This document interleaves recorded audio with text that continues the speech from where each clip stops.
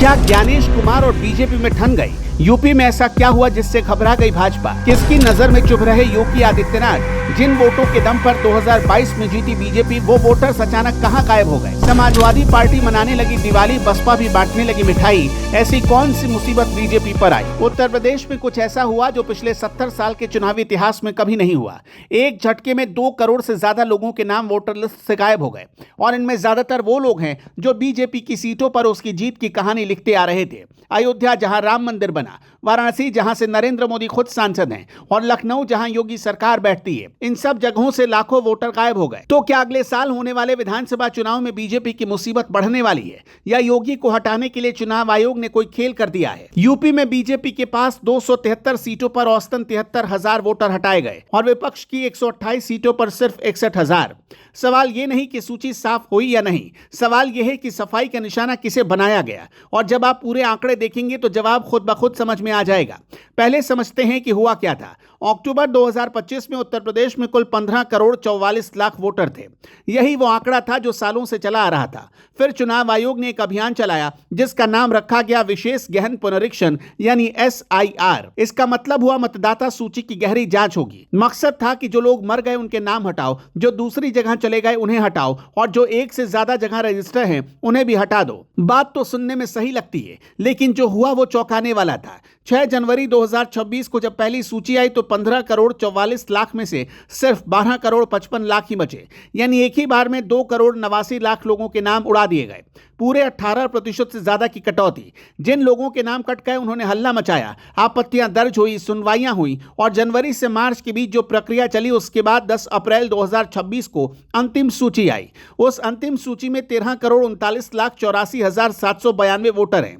अब तीनों आंकड़े एक साथ देखिए। अक्टूबर 2025 में थे 15 करोड़ 44 लाख, पहली सूची में रह गए 12 करोड़ 55 लाख, और अंतिम सूची में पहुंचे 13 करोड़ 39 लाख, यानी पहली सूची से 84 लाख वापस जोड़े गए। लेकिन अक्टूबर 2025 के मुकाबले देखें तो आज भी 2 करोड़ 5 लाख वोटर कम हैं, और यही वो असली घाटा है जिस पर पूरी राजनीति गर्म है। अब आते हैं उस पैटर्न पर जो सबसे बड़ा सवाल खड़ा करता है। जिन सीटों से वोटर्स के नाम सबसे ज्यादा कटे उनमें 16 ऐसी सीटें हैं जहां 1 लाख से ज्यादा वोट कट गए हैं। इनमें से 15 सीटें बीजेपी की थी। 21 सीटें ऐसी हैं जहां 80 से 99,000 के बीच कटौती हुई। इनमें से 15 बीजेपी की थी।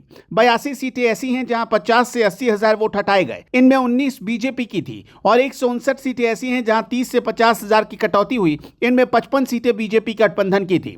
अब वोट हिस्सेदारी में जो गिरावट आई वो देखिए। बीजेपी की सीटों पर 18 से 34% तक की गिरावट आई, जबकि सपा की सीटों पर सिर्फ 8 से 15% की गिरावट आई। यानी नुकसान दोनों तरफ हुआ, लेकिन दोगुने से भी ज्यादा नुकसान बीजेपी को हुआ। अब एक और चीज जो किसी ने भी ठीक से नहीं बताई, इन कटे हुए वोटर्स में महिलाएं ज्यादा हैं, पुरुषों से ज्यादा। 1 करोड़ 50 लाख महिलाओं के नाम कटे, और 1 करोड़ 30 लाख पुरुषों के। अब ये इसलिए अहम है क्योंकि 2022 के चुनाव में बीजेपी को महिला वोटर का बड़ा समर्थन मिला था, और अगर उन्हीं महिला वोटर्स के नाम ज्यादा कटे हैं तो यह बीजेपी के लिए दोहरी मुसीबत है। अब यह सोचना जरूरी है कि यही खेल सिर्फ उत्तर प्रदेश में नहीं हुआ। मध्य प्रदेश जहां बीजेपी की सरकार है वहां 45 लाख से ज्यादा नाम कट गए।